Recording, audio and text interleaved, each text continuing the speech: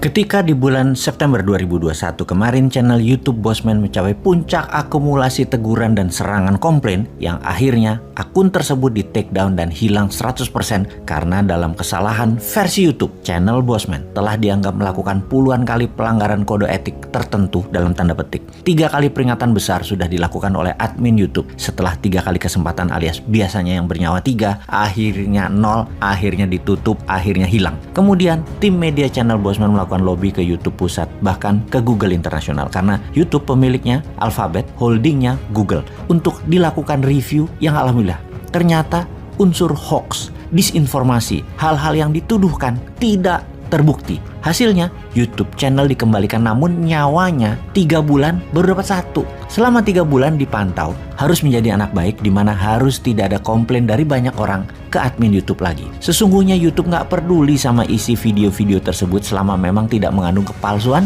dan pornografi. Namun algoritmanya adalah bukan isi atau konten namun lebih dari banyak orang komplain ke admin. Dan karena memang saat ini negerinya adalah negeri buzzer, maka tugas buzzer bukan hanya mengcounter info dengan membunuh karakter orangnya, namun menyerbu ke admin sosmed dengan mengatakan hal yang bisa membuat channel yang ditarget tersebut di take down hingga tutup permanen. Selama 3 bulan, channel Bosman jadi anak baik dengan mengemas sesuai dengan maunya YouTube walau tetap nakal, namun hilang banyak hal yang bersifat fakta yang bisa mempermalukan banyak pejabat-pejabat di Wakanda. Negeri Wakanda KW yang pejabatnya sangat elitis mikirinnya, hanya dirinya dan kelompoknya ini mengatakan dirinya punya vibranium, sesuatu yang didominasi yaitu mineral serbaguna seperti di negeri Wakanda yang asli yang punya benar-benar vibranium. Di negeri Wakanda KW, vibraniumnya hanya harapan, dikemas dalam bahasa narasi seakan benar-benar ada vibraniumnya. Seakan-akan negaranya adalah sangat powerful, tidak bergantung pada negara lain. Ternyata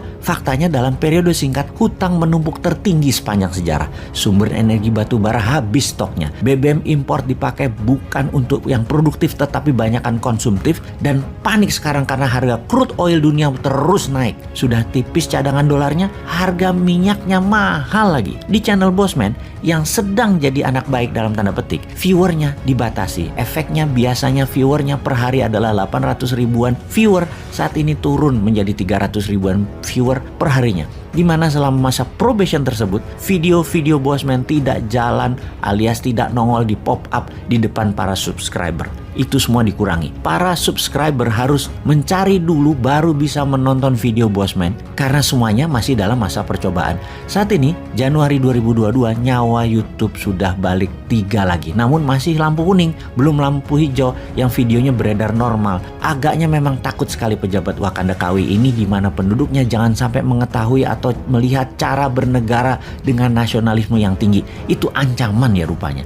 Di sisi lain ada 3 sosial media yang dipakai Bosman: TikTok, FB, dan IG. Twitter tidak dipakai karena banyak fake akun di sana dan anak muda di bawah 35 tahun tidak lagi main Twitter. Media TikTok kita sudah 4 kali di take down. Memang media milik Tiongkok ini mengawasi terus Bosman channel yang isunya banyak anti kebijakan luar negeri Tiongkok. Setiap 100 ribu viewer langsung akun tersebut hilang. Namun kita tidak menyerah, dikemas lagi walau tidak terlalu efektif, namun yang penting ada dulu. Kemudian Facebook, ini rating paling tinggi adalah 5 bintang. Facebook Bosman hanya 2,9 alias sudah di warning lebih dari 70 kali dalam 3 tahun terakhir sehingga tidak bisa menambah follower. Dan terakhir IG, Instagram inilah yang paling sering diserang sama buzzer. Di IG sudah kena shadow ban namanya, dan video ditahan jalannya yang tadinya biasa 400 ribuan viewer sekarang paling top 50 ribu alias tersisa 10%-an. Video pasti tidak dijalankan. Dengan shadow ban ini, follower juga tidak bisa nambah-nambah. Semua akun tersebut ada yang mantau 24 jam, yaitu siapa? Ada buzzer yang nungguin.